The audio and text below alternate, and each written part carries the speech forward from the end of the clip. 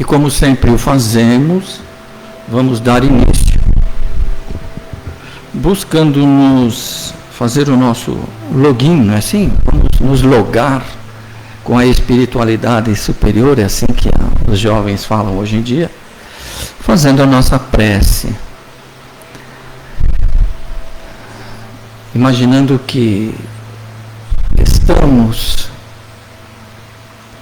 numa daquelas praias do lago de Genezaré, lá em Cafarnaum, bem de frente da casa de Simão Pedro,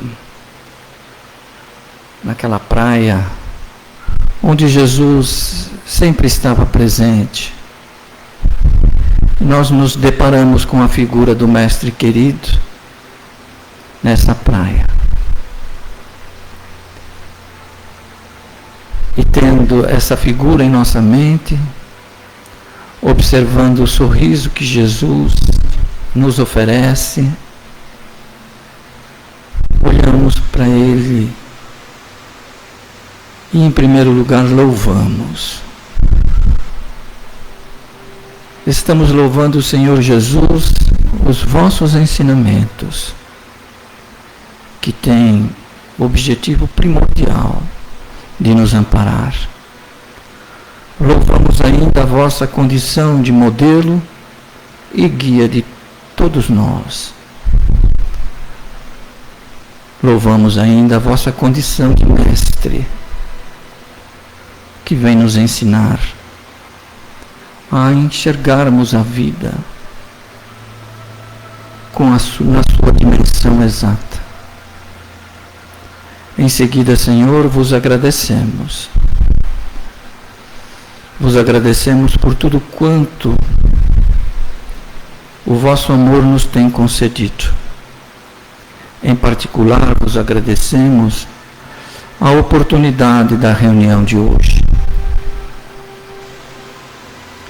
Abençoa, Senhor, o nosso propósito.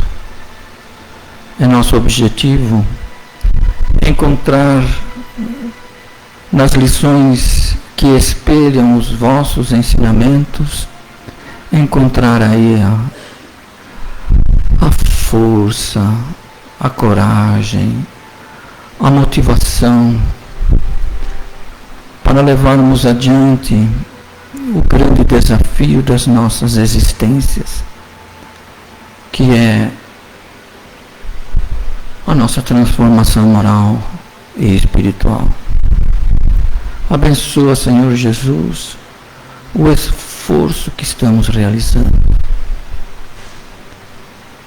Diante de vós, Senhor, muitos dos meus irmãos se colocam com um pedido especial.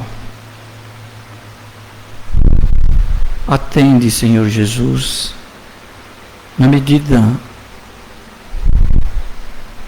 da conveniência e do interesse maior para esses irmãos, aquilo que nesse instante eles de mãos estendidas estão rogando ao vosso coração sempre generoso. Abençoa todos nós, Senhor Jesus. Que assim seja. Muito bem. Vamos lá.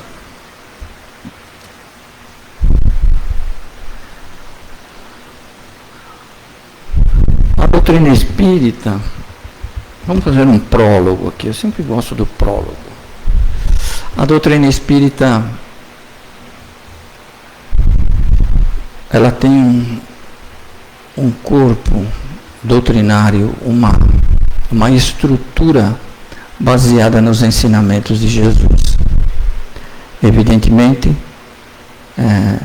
interpretados de acordo com umas premissas que nós vamos desdobrando durante a nossa apresentação. A doutrina espírita, através ou por intermédio desses conhecimentos, desses ensinamentos, busca trazer a definição de conceitos que muitas vezes nós repetimos exaustivamente e não conseguimos buscar com profundidade. Então a doutrina espírita vem nos esclarecer o que é Deus. Vai mais longe. Vem dizer exatamente do que é a vida, do que a vida se compõe, que ela está dividida em dois grandes trechos. O trecho que nós vivemos no plano espiritual, da onde nós viemos, para o qual nós retornaremos, mais dia, menos dia. Quanto mais dias demorar, evidentemente, melhor. Nós nos sentimos melhores, mas o tempo que nós passamos aqui é provisório. 40, 50, 60, 70, 80, 90, 100, mas é muito pouco tempo, perto da imortalidade que nós somos. Nós somos imortais, vem explicar a doutrina espírita. Não quando estamos no corpo físico. O corpo físico, ele é temporário. Por definição, ele é temporário. Tudo que existe na matéria é temporário. O nosso corpo, as construções monumentais que o homem faz. E não é somente isso. Tudo demais. Os planetas têm vida temporária. As estrelas que enchem o universo numa quantidade infinita. Os estudiosos dizem que há 10 vezes mais grãos de areia nas praias da Terra do que estrelas. Há 10 vezes mais estrelas no universo do que grãos de areia na Terra. Todas essas estrelas um dia também desaparecerão. Então, tudo que é material tem uma vida temporária. E o Espiritismo vem nos ensinar isso. Nos ensina, vem nos dizer o que sucede quando retornamos ao plano espiritual. Vem nos dizer ainda como é que se dá o processo de retorno para a vida física. Como escolhemos os corpos que vamos habitar, como escolhemos a família onde vamos estabelecer os nossos relacionamentos. Vamos estabelecer, tudo é previamente estabelecido para que possamos atingir um objetivo. Tudo isso a doutrina espírita vai explicar para nós. E ela então responde às perguntas que estão sendo formuladas pela criatura humana desde épocas imemoriais. Quem sou eu? De onde eu vim? Para onde eu vou? Qual é o sentido da vida? Qual é a finalidade da vida física? Por que estamos aqui? Qual o propósito, qual a finalidade das dores, do sofrimento, das angústias, das doenças? Tudo isso tem um objetivo. E a doutrina dos Espíritos, que nada mais é que a doutrina do Cristo, interpretada com outros parâmetros, outros paradigmas, outros princípios, vem nos responder a todas essas perguntas. Mas a pergunta que nós poderíamos fazer é a seguinte: para quê? O para quê é a pergunta mais interessante. Para que tudo isso? Para que todas essas estrelas, todos esses planetas? Para que tudo isso? Isso seria obra do acaso? Nossa, seria um desperdício muito grande. Para quê? Porque todos nós, sem nenhuma exceção, quando Deus nos cria, somos todos nós criados por Deus, Ele nos cria numa mesma condição. A condição de que nós não conhecemos nada. A nossa capacidade intelectual é zero, nós não sabemos nada. E a parte moral, nós desconhecemos totalmente também. Somos incapazes de dividir, ou separar, ou identificar o bem do mal. E aí então começa a grande viagem. A viagem que vai fazer com que a cada etapa da nossa vida nós vamos aprendendo algo na parte intelectual, na parte moral. E quando chegarmos no nosso destino, nós teremos então o conhecimento universal. E também teremos desenvolvido as virtudes celestiais.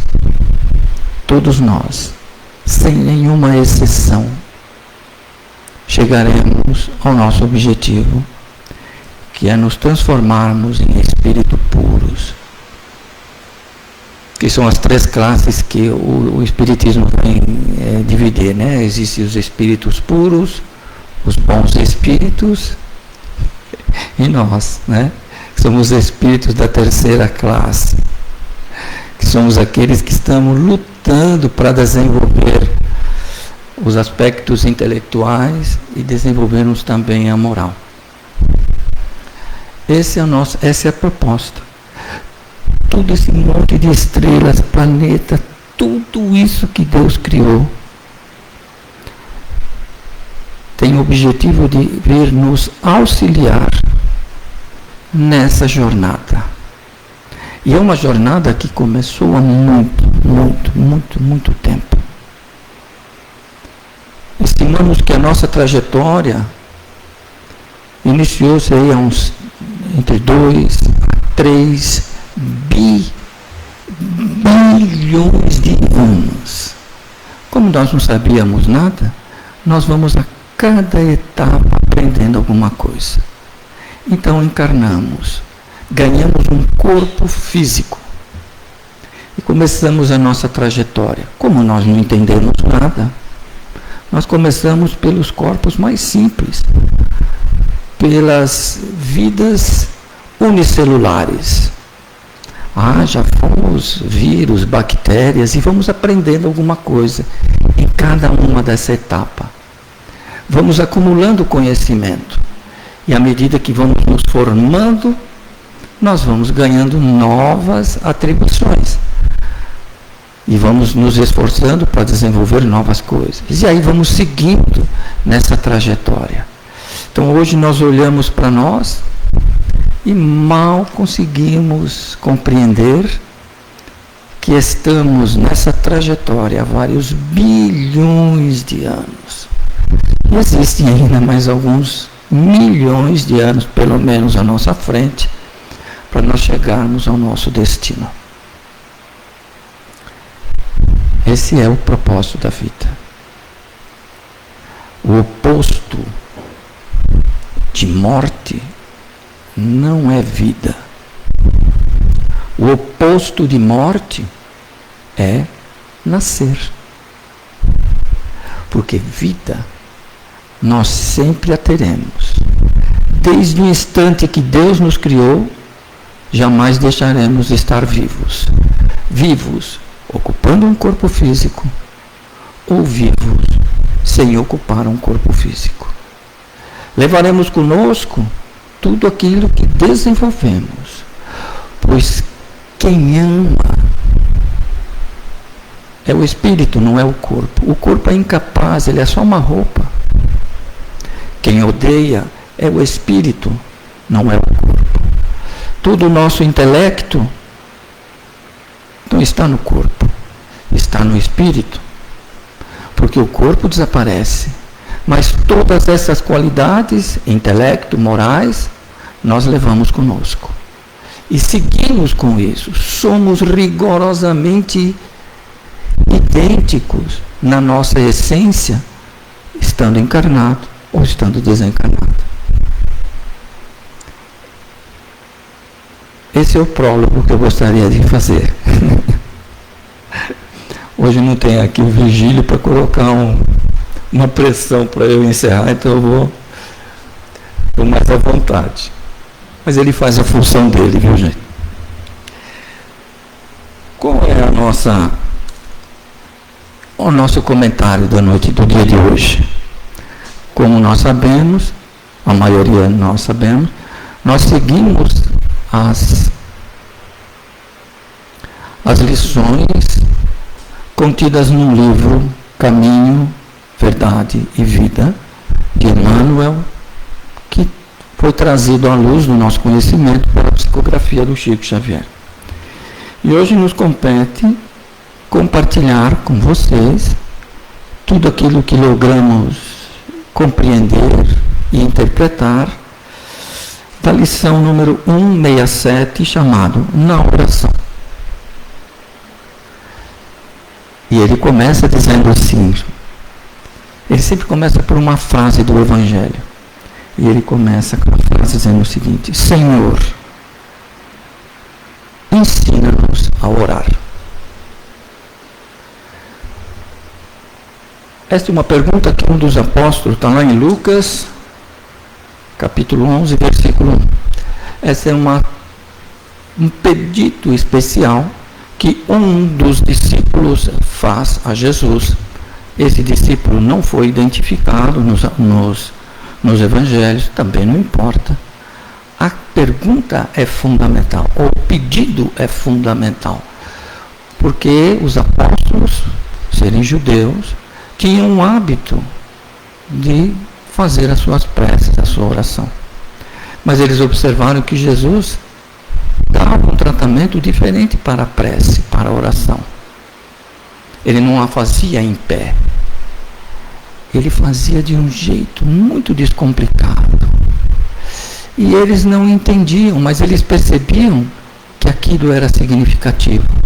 E por isso que um deles faz a pergunta: Senhor, ensina-nos a orar. E aí Jesus vem e começa a fazer todos os ensinamentos a respeito da oração. E Jesus o faz de uma forma, reiteradas vezes, ele lança a mão, aproveitando a ocasião, para ensinar os apóstolos e também para deixar registrado para a posteridade a forma pela qual nós devemos orar. E aí nós vamos estabelecendo vários ensinamentos. Tudo quanto pedires em meu nome, crede que o obtereis. Peça e lhe será dado. Bata e a porta se abrirá. Procure e achareis. Quem de vocês, sendo imperfeitos, daria uma pedra a um filho que lhe pede um pão? Ora, se vocês, sendo imperfeitos, seriam incapazes de fazer isso, imagina Deus, que é perfeito. O que é que Ele vem nos dar?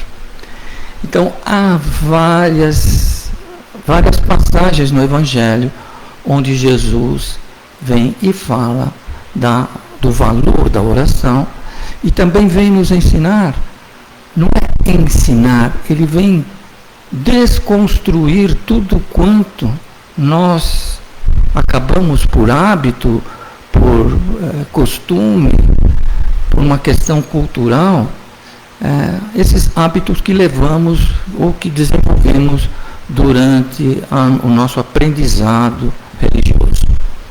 Então ele vem desconstruir isso e, na base do seu amor, construir algo mais próprio, mais condizente com o amor que Deus tem por todos nós. A doutrina dos Espíritos, por refletir, por espelhar os ensinamentos de Jesus, também vai abordar a questão de oração várias vezes. No Livro dos Espíritos, existe lá na parte 3ª das leis morais, uma das leis que é abordada por Kardec e pelos bons espíritos que respondem às questões num item chamado Lei de Adoração. E vai da questão número 649 até, são 25 questões, onde tudo ali é melhor conceituar, é melhor definido o conceito da oração.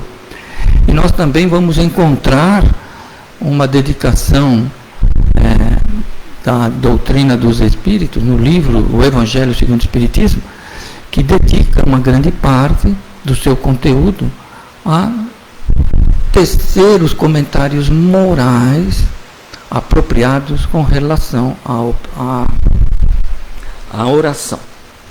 A pergunta é 649 até 673. É que eu estava aqui tampado. Muito bem. Mas existe no Evangelho de Lucas, não esse que nós lemos inicialmente, existe lá duas parábolas que Jesus conta a respeito da oração para melhor conceituar os seus apóstolos, os seus discípulos.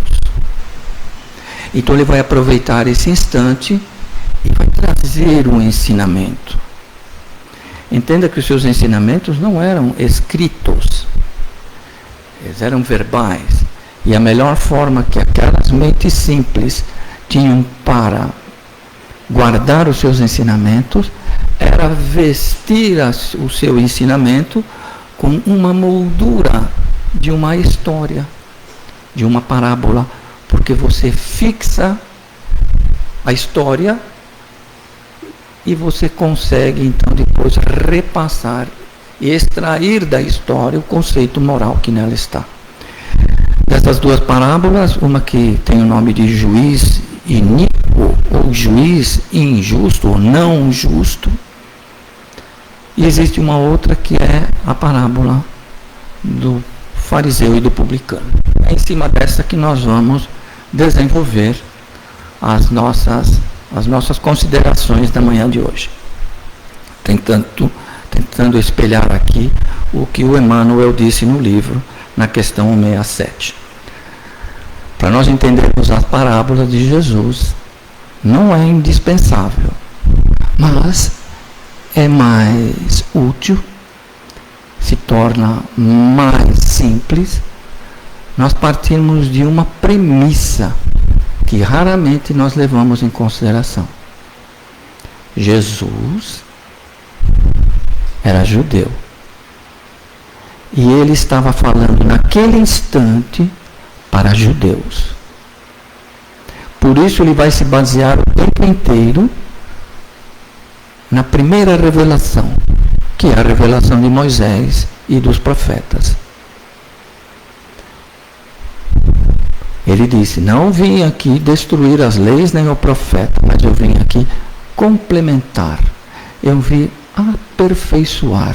Então a sua base era algo que eles já sabiam. E em cima dessa base, ele colocava um novo comentário. Para que não começasse do zero. Nós não podemos começar do zero. É um trabalho todo novo.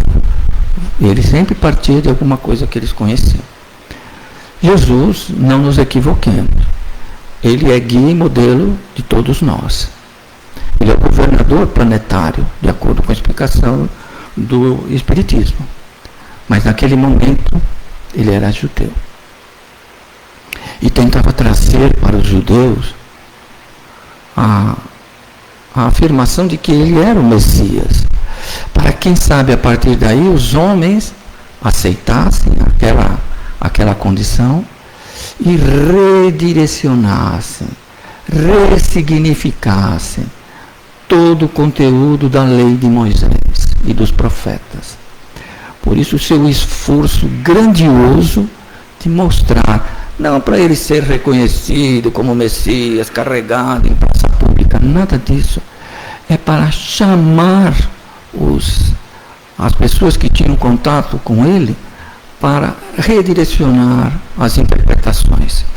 Isso teria nos poupado muitos séculos de muito sofrimento. Se nós, quando da presença do Cristo, se aquele grupo de pessoas, cerca de 2, 3 milhões de judeus, tivessem aceitado realmente Jesus como Messias e ressignificado os ensinamentos de Moisés, a humanidade teria dado passos largos.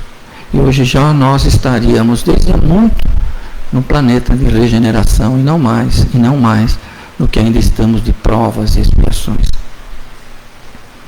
Jesus era judeu da gema, como costuma dizer. E ele não abriu mão de cumprir com todos os mandamentos que era especificado na religião judaica. Jesus passou pela cerimônia do Brit Milá. O Brit Milá era uma cerimônia religiosa que todas as crianças, todos os meninos, tinham que passar por ocasião do 8º dia do seu nascimento. Então a mãe, ela já tinha se purificado. Nós vamos entrar nessa questão da purificação aí. Não quero esticar muito também. Ela passava pelo processo da hemorragia ginecológica natural após o parto. Então, a lei de Moisés considerava a mulher, nesse período, no período de menstruação, considerava impura, não pecadora, impura. E ela precisava passar por alguns rituais para voltar a se tornar pura. Depois do 7º dia, no 8º dia do nascimento, que a mulher havia dado à luz, ela então levava o seu filho para passar pelo processo do Brit Milá, que era fazer a circuncisão. A circuncisão era um símbolo religioso, é um símbolo religioso muito forte entre os judeus, porque representa o cumprimento de um acordo da aliança que Deus fez com os judeus. Então, no 8º dia, Jesus passou pelo Brit Milá, ou a circuncisão.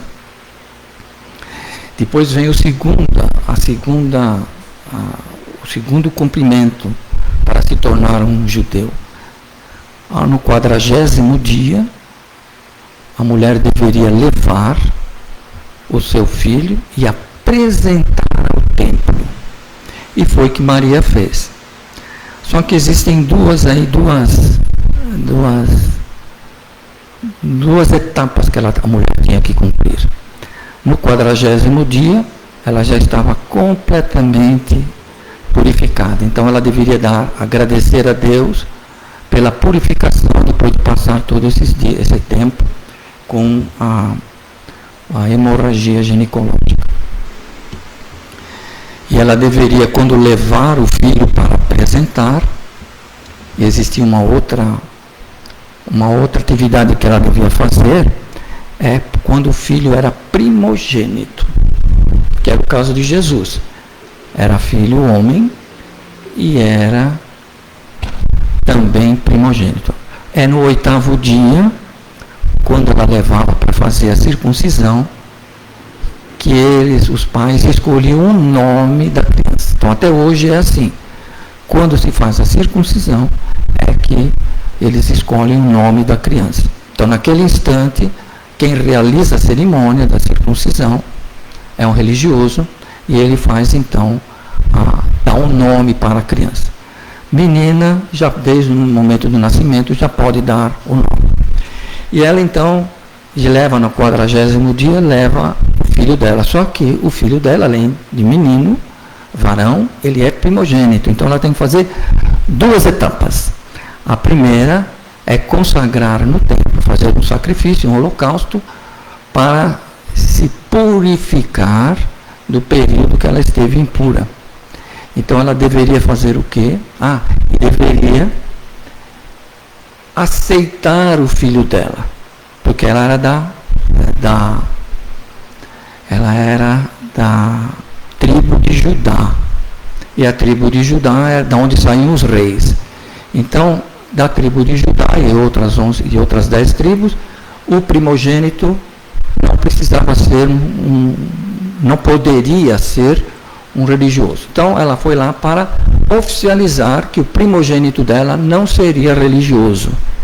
Então ela tinha que pagar por isso. Ela tinha que fazer um holocausto, um animal em sacrifício, e tinha que pagar para que o sacerdote liberasse o filho primogênito, que não era da tribo de Levi, para não ser religioso. Mas eles eram um casal tão pobre, mas eles eram tão pobres, que eles não tinham como pagar. Eles não tinham sequer o dinheiro para comprar um cordeiro, que era o preço que deviam pagar. Mas havia uma cláusula que vinha proteger aqueles que eram muito pobres, como era a questão de José e de Maria. Ela poderia fazer tudo isso por um simples casal de pombos, que podia comprar ali no templo. Mas eles eram tão pobres, que ela não tinha como comprar o casal de pombos.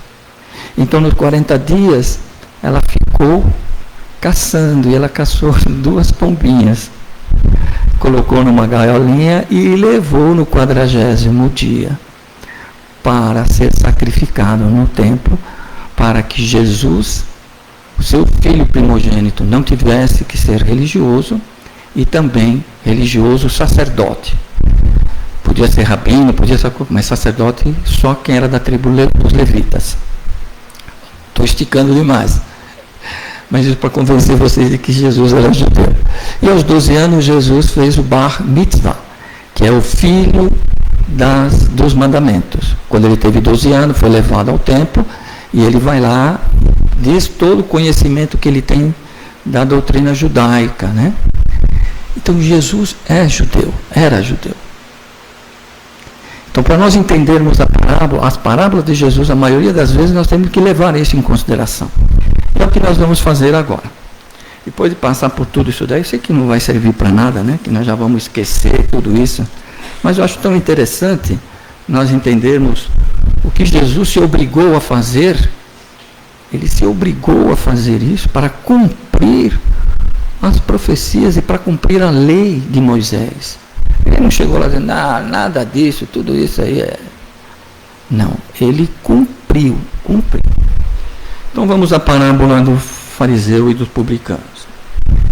Então é uma parábola, é uma história. E aí Jesus então está com seus discípulos em volta e ele diz assim: 2 homens subiram ao templo para orar. Um fariseu e o outro era um publicano. Vamos rapidamente para entendermos melhor. 2 homens subiram ao templo. Subiram. Por quê? Porque o templo de Jerusalém só existia em Jerusalém. Todas as demais cidades, aldeias, tinham sinagogas. Templo só havia um, que era em Jerusalém. E ele era construído no alto de um monte, chamado Monte Moriá, que era mais alto do que a cidade de Jerusalém. Jerusalém era murada e era construída num planalto ao lado do Monte Moriá. O Monte Moriá, mais alto, como se fosse esse copo aqui, e o Monte Moriá estaria ali. E ali foi construído o templo. O Monte Moriá, lembram de quando Abraão teve que sacrificar seu filho Isaque? E que Deus falou, vai lá e sacrifica o menino? Era o filho único dele. E ele leva no Monte Moriá para sacrificar o filho. E aí aparece um anjo e fala, não precisa nada disso. Deus já viu que você é leal. Nesse Monte Moriá é que foi construído o templo. Por isso que Jesus fala, 2 homens subiram ao templo. Saíram de Jerusalém, onde moravam, subiram até o templo para fazer as orações. O templo, nós imaginamos que o templo é como as igrejas, ou como o nosso ambiente aqui. Que a turma entrava, ficava lá, tinha lugar para sentar, ou ficava em pé. Não. O templo para os judeus é algo exclusivo. O templo é dividido em 2 ambientes. Um ambiente pequeno como esse aqui, onde está colocada essa plataforma, e um outro pedaço que era exatamente desse tamanho que onde vocês estão alojados aí. Ali chamavam lugar santo, onde somente podia ser frequentado por sacerdotes, e os sacerdotes eram exclusivos da tribo de Levi. E aqui no santo dos santos, só podia entrar o sumo sacerdote, que além de ser levita, tinha que pertencer a uma família chamada os Cohen. Então, toda vez que você vê um judeu com o nome Cohen, se ele quiser, ele pode se tornar um sumo sacerdote. Então, só o sumo sacerdote podia entrar ele uma vez por ano no Santo dos Santos. E se ele tivesse um mal súbito e morresse lá dentro? Ninguém podia entrar para tirar. Então, amarravam uma corda nele, ele entrava, e se acontecesse dele morrer, a turma puxava ele para fora. Então, vejam vocês. Então, quando eles foram ao templo, eles não entraram nesses locais, era proibido. Aonde eles ficaram? Eles ficavam no pátio. Então, tinha um pátio gigantesco. E os pátios eram assim divididos. O pátio dos homens, o pátio dos gentios, que eram os estrangeiros, e depois o pátio das mulheres. Por quê? Você não podia impedir a entrada das mulheres no pátio onde elas rezavam, oravam. Mas elas podiam estar impuras por força da menstruação, então elas eram separadas. Então, é nesse local que esses dois subiram. Eles não entraram no templo, eles ficaram lá no pátio. E aí, vamos seguir aqui. Um era fariseu e o outro era publicano. Vamos prestar atenção que Jesus, quando coloca as suas parábolas, ele coloca de uma forma assim, para ficar um confronto entre os personagens, para que aquilo fosse fixado. Fariseu era considerado pelos judeus o mais puro entre todos os nascidos de Israel. Eles tinham o rótulo de serem puros. Falava em fariseu, você podia estar de olhos fechados. Ele é puro. Ele é puro. Então já estava identificado. Era o símbolo dele ser puro. Não era, mas eles se consideravam. Jesus vai o tempo inteiro mostrar a hipocrisia deles. Mas para os discípulos, tinha um fariseu. Então automaticamente ele já carregou lá o HD dele. O fariseu é puro. Então ele subiu para rezar. E junto estava um publicano. O publicano era o último da cadeia de valores religiosos. Era o que estava no último lugar. O maior pecador. Porque ele cobrava os impostos que entregavam depois para os romanos. Então Jesus, quando falou isso, automaticamente os discípulos já colocaram. Tem um puro e um pecador. É mais do que impuro, ele é pecador. E agora Jesus vai começar a contar o que cada um fez. Então vamos ler lá. O fariseu de pé, porque eles não se ajoelhavam para fazer a prece. A postura correta para o judeu é fazer a prece em pé, e não ajoelhado como são os cristãos, como são os muçulmanos. Então, o fariseu de pé, dentro de si, quer dizer, ele não verbalizava, mas ele pensava, ele orava assim: Deus, te agradeço porque não sou como os outros homens. Os outros homens que são ladrões, injustos, adúlteros. Aí ele deu uma olhadinha de lado e viu quem estava do lado dele? O cobrador de impostos. E falou assim: e nem mesmo sou como esse cobrador de impostos. Esta é a posição dele.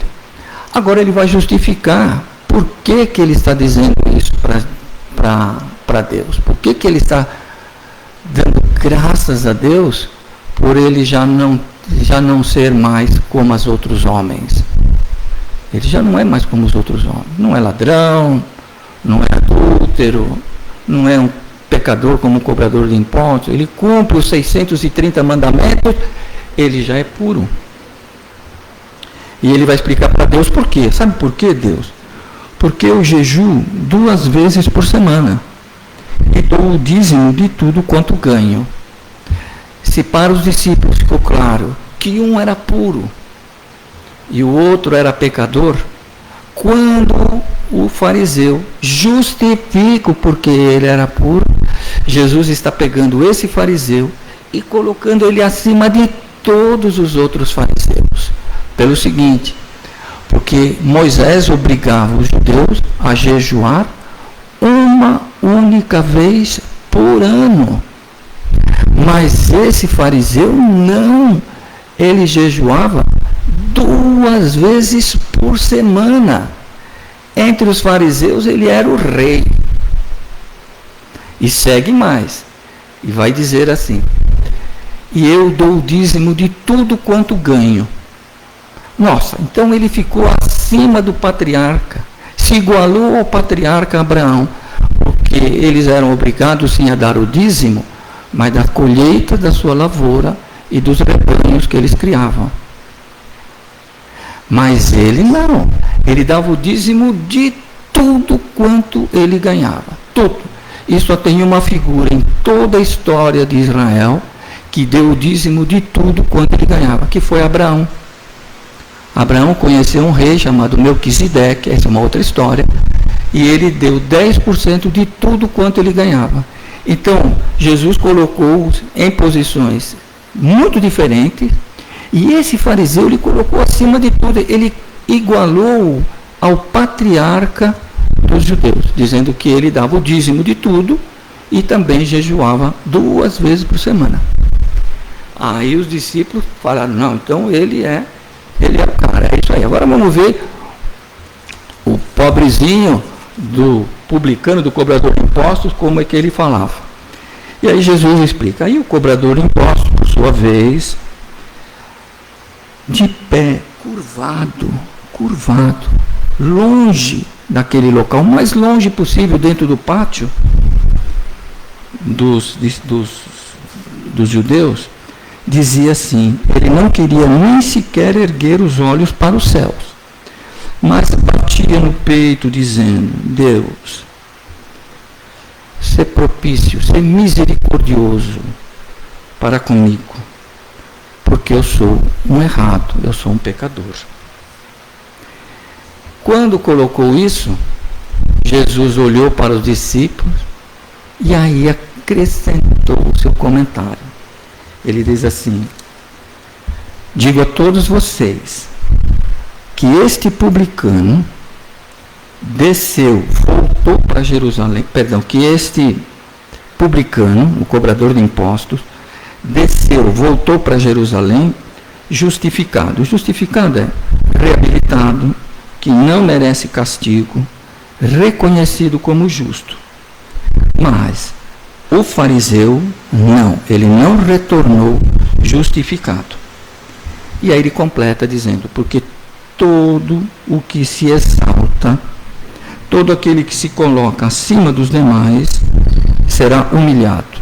Humilhado tem 2 sentidos nessa parábola, principalmente, que eles são símbolos. Então, aquele que se exalta, aquele que se coloca acima dos demais, será humilhado, será rebaixado. E o que se humilha, aquele que se torna humilde, é o outro significado da palavra humilhar, aquele que se torna humilde, será louvado, será exaltado. E a partir daí, então, nós vamos fazer algumas considerações a respeito de tudo isso. Nosso objetivo, o objetivo de toda explicação, todo conhecimento de Jesus, todo conhecimento da doutrina espírita, é nos ajudar no maior desafio das nossas vidas, que é a nossa transformação moral. Conhece-se o verdadeiro espírita pela sua transformação moral e pelo esforço que ele faz em dominar as suas más inclinações. Se existe o verdadeiro espírita, existe o falso espírita. Então, o falso espírita é todo aquele que não faz o que faz o verdadeiro espírito, que é a sua transformação moral e o esforço para domar as suas más inclinações. O espiritismo, essa é a mensagem final. O seu destino principal é a nossa transformação moral. Mas para nós nos transformarmos moralmente, nós temos que antes nos conhecer. É a base, é o princípio. Porque se nós não nos conhecermos, teremos muita dificuldade de nos transformar. E nós vamos utilizar o nosso costume costumamos utilizar os ensinamentos de Jesus para buscar o nosso autoconhecimento. E nós vamos buscar na manhã de hoje utilizar o conceito da oração para nós nos conhecermos. Porque a partir do momento que nós nos conhecermos, nós poderemos iniciar o longo processo da transformação moral. Então Jesus conceituou aí o orgulhoso e o humilde. E a humildade é fundamental. Não vamos olhar para o orgulhoso ou para o humilde e começar a olhar, mas tem uma pessoa que vai lá na igreja, uma pessoa que vai lá no centro, é igualzinho esse fariseu. Nossa, ele se considera melhor do que todo mundo. Nós estamos sendo orgulhosos, porque nós estamos vendo o problema dos outros, mas não estamos enxergando o nosso próprio. O nosso objetivo não é de ver as falhas alheias, é buscar dentro de nós as nossas falhas. E aí Jesus coloca a lição mais importante da oração. É nós utilizarmos a oração para nós nos conhecermos. O Livro dos Espíritos, na questão 659, Kardec pergunta: qual é a natureza geral da prece? E os bons espíritos vão dizer: olha, é uma ponte que liga a criatura ao Criador. Na prece nós podemos pedir, louvar, agradecer e pedir. Louvar Deus é reconhecer Deus como nosso Pai. Senhor meu Deus, Pai nosso, que estais nos céus, santificado seja o vosso nome. Jesus, no Pai Nosso, vai respondendo ao pedido do discípulo, ensina-nos a orar. Ele ensinou essa prece. No primeiro trecho está lá Jesus ensinando a louvar, reconhecendo Deus como nosso Pai, Criador de tudo. Não é para bajular: Pai de infinita misericórdia, sois a luz do mundo. Isso nós estamos bajulando Deus. Logo depois vem o pedido. É sempre assim. Excelência, pronto, daqui a pouco vem o pedido para excelência. Nós temos que louvar, tem que nascer do coração. Mas ainda não tenho no meu coração, eu posso bajular? Pode, mas você não pode se enganar. Deus não precisa ser bajulado. Então, se você não consegue fazer do seu coração, não tem problema. Bajule, mas esteja consigo a certeza: não, eu ainda não desenvolvi a capacidade de admirar Deus sem bajular, porque eu gosto de ser bajulado. Então você já começa a se conhecer. Então a primeira fase é o louvor, que deve nascer do coração. Louvo Jesus, os seus ensinamentos. Graças aos ensinamentos nós estamos caminhando na outra direção. E aí vamos seguindo. Depois vem o agradecer.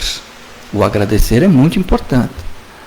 Emmanuel diz o seguinte: quem não sabe agradecer, não sabe receber, muito menos pedir. Porque só não agradece o ingrato. O ingrato não agradece porque ele tem certeza de que tudo que ele recebe, ele merece. Então por que ele vai ter que agradecer? Então o agradecimento deve ser espontâneo. Devemos agradecer tudo que recebemos. Se nós consideramos Deus o nosso Pai, o Pai que só nos faz experimentar aquilo que é o melhor para nós, na hora de agradecer, nós também devemos agradecer tudo. Agradecer, inclusive, os momentos de sofrimento, os momentos de angústia, as doenças, as dores, a morte de um filho, de um pai, de uma mãe. Mas nós temos dificuldade. Porque é natural. Para mim, eu fujo da dor e busco o prazer, busco a felicidade. Nós imaginamos que a dor, o sofrimento não faz parte da felicidade, mas faz.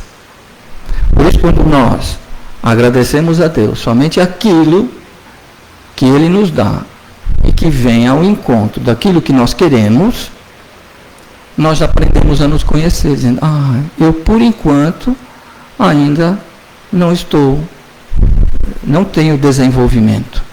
Eu ainda sou orgulhoso, porque eu só agradeço aquilo que vem atender aquilo que eu quero.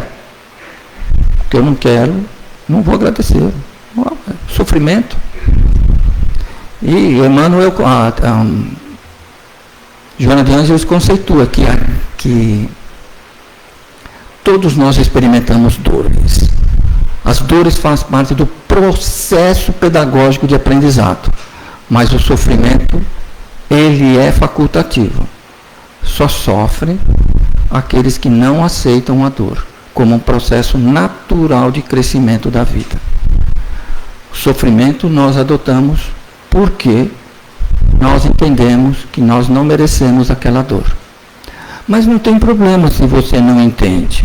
Não existe isso. Não vai para o inferno, não vai para o umbral, é pecado. Não.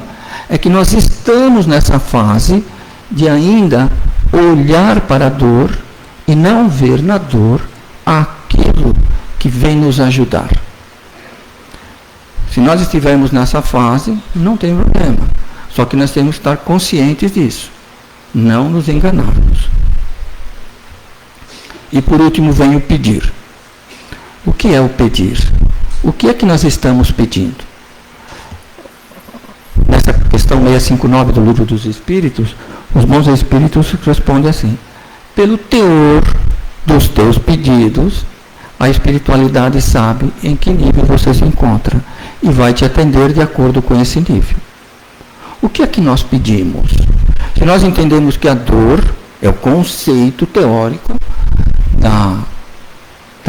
um dos conceitos da doutrina espírita, se nós experimentamos a dor, ela tem um propósito. Quando nós vamos pedir, o que nós estamos pedindo? Nós estamos pedindo para Deus, para Jesus, os bons espíritos, Dr. Bezerra, Maria de Madalena, Maria de Nazaré, mudar as circunstâncias que nós estamos vivendo, ou estamos pedindo para Deus nos ajudar a entender a razão daquele problema. Quando nós pedimos para mudar a circunstância, é porque nós não queremos mudar a forma de enxergar a vida. É simples assim.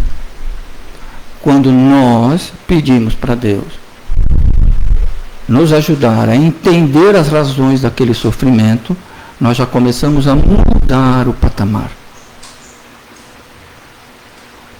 E eu tive dificuldade para isso. Eu estou num processo de glaucoma, com a perda gradativa da visão, e eu sempre pedia para ele mudar a circunstância. Muda a circunstância. Mas aos pouquinhos, depois de 2, 3 anos, eu vou aprendendo que eu tenho que mudar, não é a circunstância. Eu tenho que começar a mudar a mim mesmo. O que é que essa doença está querendo me dizer? O que é que eu estou me negando a enxergar? Porque quando eu descobri isso, acabou o sofrimento. Não que eu vá me curar, mas acabou o sofrimento. Vou ter a dor, mas não vou ter mais o sofrimento. Mas é muito complexo isso. Mas eu não sei, eu só sei pedir para ele me curar, eu só sei pedir para ele devolver a saúde minha, do meu filho. Não tem problema. Não é errado.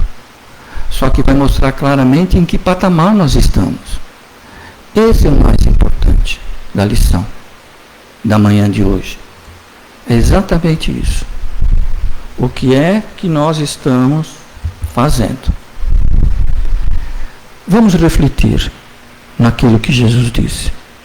Só para encerrar rapidinho, quando ele diz assim: aquele que se exalta será humilhado, e aquele que se humilha será exaltado. Porque um dia nós vamos descobrir isso.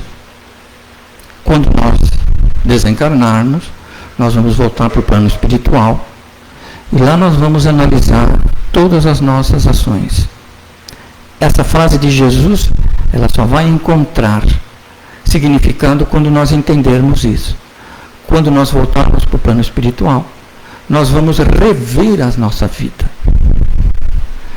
Mas nós vamos rever sozinhos, no máximo com o nosso guia espiritual. E os atos da nossa vida serão projetados, conforme diz o Espírito Vitor Hugo no livro Párias em Redenção. Ele diz que nesse momento será projetado numa tela cinematográfica os nossos atos, como nós fizemos. E tem uma tela do lado, outra tela, que ali vai passar como nós deveríamos ou poderíamos ter feito. Se nós chegarmos nos exaltando, porque eu já progredi, porque eu já fiz, eu já faço, eu já cumpri, nesse momento nós vamos perceber que era só o orgulho que estava nos colocando nessa situação. E do confronto entre aquilo que nós fizemos e aquilo que nós poderíamos ter feito, nós vamos descobrir a verdade a nosso respeito. Nós vamos nos autodescobrir. E aí nós vamos chegar à conclusão do que? Eu ainda tenho muita coisa para fazer. Que eu não sou aquela última Coca-Cola gelada do deserto. Eu realmente precisava experimentar e aprender com isso. E aprender. E aquele que se humilha, aquele que se torna humilde, será exaltado. Porque ele vai chegar lá achando que ele ainda tem muito por fazer. E aí ele vai perceber que ele fez o possível que estava ao seu alcance. Então, essas reflexões que nós devemos fazer. Nós estamos aqui para aprender. Independente de como nós fazemos. Vamos tentar entender o porquê que nós fazemos aquilo. Se eu ainda não consigo agradecer a doença, o sofrimento, vamos nos conscientizar disso e trabalhar para nos modificar. Se eu não consigo pedir a Deus que me ajude a entender as razões das dores, só conseguimos pedir para Ele tirar a dor, não tem problema. Esse é o nosso estágio. Essa é a nossa capacidade de interpretação dos fatos. Vamos utilizar isso como o conhecimento a nosso respeito para nós seguirmos na nossa transformação. Muito obrigado pela paciência de vocês. Que Deus nos abençoe. Que Jesus visite os nossos lares nesses períodos de festa. Que possamos trazer Jesus no nosso coração e entender as razões que nós experimentamos as dores na vida. Imaginando aqui Jesus novamente ao nosso lado, vamos a Ele nos dirigir, agradecendo por tudo quanto Ele nos dá. Agradecendo a oportunidade que estamos podendo analisar as nossas atitudes. E rogar a Jesus. Fazer uma vibração especial por todos aqueles que enfrentam dificuldades e que consideram as dificuldades ainda insuperáveis. Somos todos nós, Senhor, porque nós ainda não estamos na condição de humildade, de reconhecer o benefício ou a necessidade da dor. Então, Jesus, visita o coração de todos aqueles que experimentam dores, dores que consideram intransponíveis, mas que o seu amor pode aliviar e ajudar. Visita, Senhor, os asilos, os orfanatos, levando as criaturas que ali estão à vossa presença. Nós vos rogamos ainda, Senhor, em especial, visita os hospitais, esteja presente junto dos centros cirúrgicos, conduzindo os médicos para que as intervenções cirúrgicas possam se realizar sempre de acordo com o programado por Deus. O Senhor nos sabe ainda muito necessitado, e por isso vos pedimos, envolve estes doentes, Senhor, no vosso amor, ampara-os, para que eles possam não deixar que a luz da esperança se apague pelo vento do medo e do futuro. As suas mãos, Senhor Jesus, possa formar uma concha a proteger esta chama da esperança, para que os ventos fortes do medo, do sofrimento, da dor, acabe apagando a chama da esperança. Que possamos, Senhor, com a sua ajuda, manter a esperança acesa em nossos corações. Que assim seja.